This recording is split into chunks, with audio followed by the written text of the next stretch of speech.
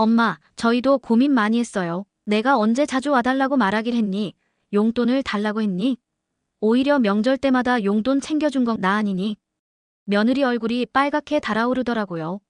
어머님, 그런 뜻이 아니라 멀리서 지켜보는 것도 스트레스고 혹시 무슨 일 생기면 책임져야 하는 것도 그렇고요. 아, 책임지는 게 싫은 거구나. 쓴웃음이 나왔어요.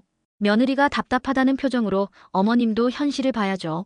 그럼 내 현실도 한번 보여주마. 제 환갑날 이야기를 들어보세요. 안녕하세요. 저는 김선옥이라고 해요.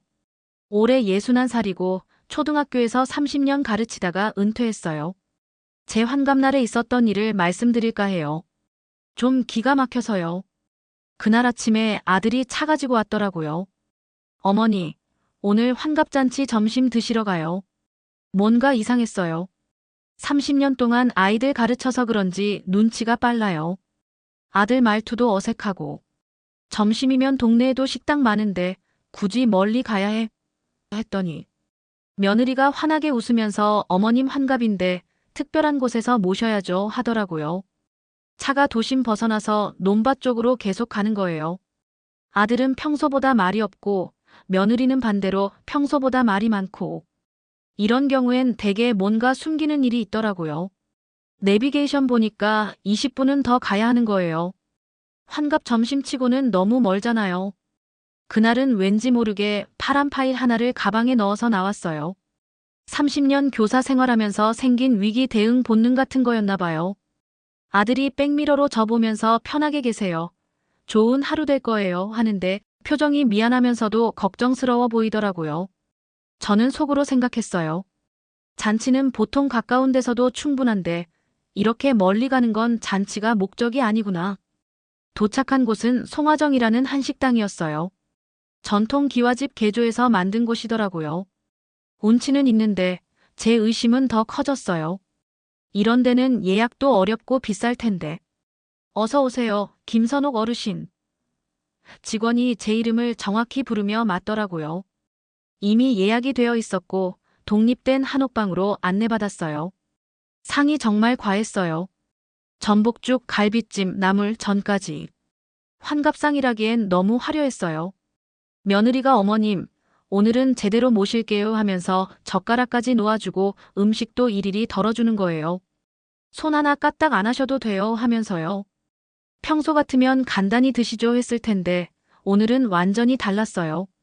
갈비찜도 떠서 그릇에 담아주고 나물도 정성껏 덜어주고 아들은 계속 말이 없었어요. 젓가락만 만지작거리면서 저를 쳐다볼 때마다 눈이 불편해 보였어요. 음식이 맛있네 했더니 더 드세요. 오늘 특별한 날이에요 하면서 또 다른 반찬을 권하더라고요. 저는 숟가락을 내려놨어요. 얘들아, 이제 배부르다. 사실 반도 안 먹었는데 더 받아먹기가 어려웠어요. 30년 동안 학부모들 상대하면서 배운 게 있거든요. 대접이 길면 뒤에 영수증이 붙는다는 거예요. 아들이 그럼 다른 데도 좀 구경할까요? 하더라고요. 역시나였어요. 진짜 목적지가 따로 있는 거죠. 차에 다시 타고 나니까 분위기가 더 어색해졌어요. 며느리는 연신 어머님, 정말 좋은 곳이에요 하면서 브로셔를 펼쳐서 보여주려고 하고 아들은 운전대만 꽉 쥐고 있고요. 차가 5분 정도 더 가서 멈췄는데 큰 간판이 보이더라고요. 숲빛 웰리스 레지던스. 그 순간 모든 게 이해가 됐어요. 왜 멀리 왔는지, 왜 과하게 대접했는지, 왜 아들은 말이 없고 며느리는 어색하게 친절했는지. 여기가 어디니? 차갑게 물었더니 며느리가 당황하면서 어머님, 잠깐 구경만 해요. 요즘 이런 곳들이 참 좋아졌다고 해서요. 하더라고요. 요양원 구경을 환갑 선물로 데려온 거니? 요양원이 아니라 레지던스예요. 며느리가 급하게 브로셔를 펼쳤어요. 최신식 실버타운이라고 해야죠. 프로그램도 다양하고 시설도 정말 좋아요 하더라고요. 아들이 그제야 입을 열었어요. 엄마, 일단 보기만 해보세요. 안 본다.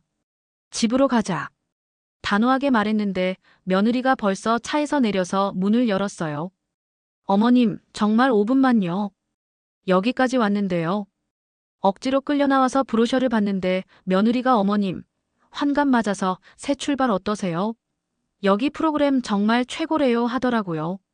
그때 아들이 작은 목소리로 말하더라고요. 엄마, 사실은요.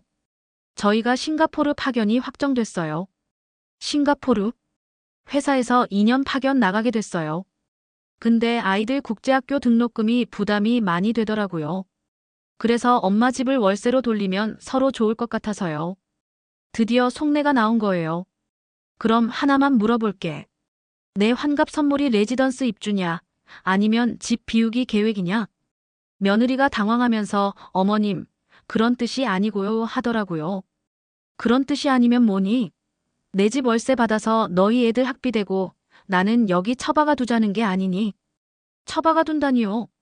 여기가 얼마나 좋은 곳인데요. 며느리가 목소리를 높였다가 아들 눈치를 보더라고요. 아들이 미안한 표정으로 말했어요. 엄마, 저희도 고민 많이 했어요. 근데 저희 싱가포르 가서 엄마 혼자 계시면 걱정도 되고. 걱정? 30년 교사 생활하면서 혼자 이 아들 키워낸 나를 지금까지는 걱정 안 하다가 갑자기 싱가포르 가니까 걱정이 되는 거니? 며느리가 다시 끼어들더라고요. 혼자 계시는 것보다 여기서 다른 분들과 함께 사시는 게 안전하지요. 저희도 솔직히 덜 힘들고요. 덜 힘들다고. 며느리를 똑바로 봤어요. 내가 언제 자주 와달라고 말하길 했니? 용돈을 달라고 했니? 오히려 명절 때마다 용돈 챙겨준 건 나 아니니? 며느리 얼굴이 빨갛게 달아오르더라고요. 어머님, 그런 뜻이 아니라 멀리서 지켜보는 것도 스트레스고 혹시 무슨 일 생기면 책임져야 하는 것도 그렇고요. 아, 책임지는 게 싫은 거구나. 쓴웃음이 나왔어요. 그럼 처음부터 그렇게 솔직하게 말하지 그랬니? 포장하지 말고. 며느리가 답답하다는 표정으로 어머님도 현실을 봐야죠. 요즘 세상이 어떤데요? 하더라고요. 현실? 그 가방을 꽉 잡았어요. 그럼 내 현실도 한번 보여주마. 가방에서 파란 파일을 꺼냈어요. 왜 이걸 아침에 챙겨 나오고 싶었는지 그때 알겠더라고요. 이게 뭔지 아니? 파일을 펼치니까 첫 장에 굵은 빨간 글씨로 찍힌 도장이 보였어요. 주거 개선 보조금 결정 통지서. 작년에 정부 지원받아서 집을 고쳤다. 화장실 턱 없애고 안전바 설치하고 보일러도 새로 넣었어. 총 800만 원 지원받았지. 며느리가 그런 게 있었어요? 하고 놀라더라고요. 여기 봐라. 거주 의무 5년. 미준수 씨 전액 환수. 이게 무슨 뜻인지 알겠니? 아들 얼굴이 하얗게 질렸어요. 5년은 내가 그 집에서 살아야 한다는 뜻이야. 월세로 돌리면 정부에서 800만 원 환수해 간대. 며느리가 서둘러 그럼 저희가 그 돈 갚아드릴게요 하더라고요. 800만 원 갚을 돈도 있으면서 국제학교 등록금은 왜 걱정하니? 나는 집에서 살 준비를 이미 끝냈다. 주 3회 홈헬퍼 오시고 물리치료사도 월 2회 방문 온다. 문화센터에서 서예도 배우고 요가도 해. 아들이 어이없다는 표정을 지었어요. 엄마, 그럼 왜 진작 말씀 안 하셨어요? 너가 언제 물어는 봤니? 내가 뭐라고 사는지 관심도 없었잖니. 너 명절 때 잠깐 와서 건강하세요. 인사하고 가는 게 전부였어. 나는 돌봄도 내가 원하는 방식으로 받는다. 집에서 내가 선택한 분들이랑 레지던스에서 남이 짜놓은 프로그램 따라하는 게 아니라. 파일을 닫고 레지던스 안내 데스크로 갔어요. 직원이 밝게 웃으며 일어나더라고요. 어르신, 상담 받으러 오셨어요? 아니요. 단호하게 말했어요. 오늘 김선옥이라는 이름으로 계약이나 대기 등록, 상담 기록 등 아무것도 없음으로 처리해 주세요. 직원이 어리둥절하더라고요. 예약 취소해요. 예약한 사람이 직접 취소할 거예요. 아들이 머뭇거리다가 데스크로 가서 예약을 취소했어요. 직원에게 기록에서 완전히 삭제해 주시고 제 이름으로는 향후 어떤 연락도 하지 마세요 했어요.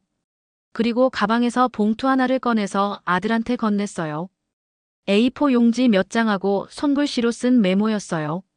첫 장은 가게관리 템플릿, 두 번째는 해외 거주 시 예산 계획서 작성법. 메모지에는 또박또박 적어놨어요. 각자 계획은 각자 예산으로. 남의 지붕은 가게에 넣지 말 것. 엄마, 이게 뭐예요? 내 환갑 선물이다. 내가 줄 수 있는 건 돈이 아니라 방법이다. 30년 교사 생활하면서 터득한 생활 노하우지. 며느리가 메모를 보더니 얼굴이 일그러지더라고요. 이게 선물이라고요? 환갑 선물은 내 집에 대한 나의 결정권이면 충분하다. 돌아오는 길, 차 안이 얼어붙었어요. 한참 후에 제가 먼저 말했어요. 인규야. 네, 엄마. 집 스마트키로 바꿀 거다. 다음에 또 이런 식으로 나를 어디 데려가려고 하면 열쇠부터 반납받을 거다. 며느리가 어머님 오해해요. 저희도 어머님을 위해서 고민했던 일이었어요 하길래. 부드럽지만 단호하게 잘랐어요. 누굴 위해서인지는 오늘 확실히 알았다. 힘든 건 안다. 국제학교가 꼭 필요하면 너희들 예산으로 해결해라. 아들이 한숨을 쉬었어요. 그런 방법들로는 한계가 있어요. 한계. 나는 아들 너 하나 키우는데 한계 없이 했는데. 교사 월급으로 과외비, 학원비, 대학 등록금까지 다 됐는데.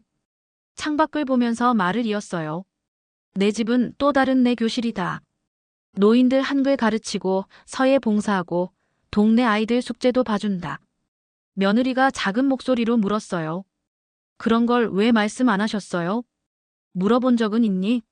내가 집에서 뭘 하는지, 어떻게 지내는지 한 번도 관심 없지 않았니? 집 앞에 도착했을 때 마지막으로 말했어요. 앞으로는 이런 일이 있으면 미리 상의하자. 내 인생 설계도를 너희 마음대로 그리지 말고. 제 이야기 어떠신가요? 요즘 자식들이 부모를 이렇게 쉽게 생각하는 경우가 많다더라고요. 혹시 비슷한 상황에 계신 분들 있으시면 미리미리 준비하세요.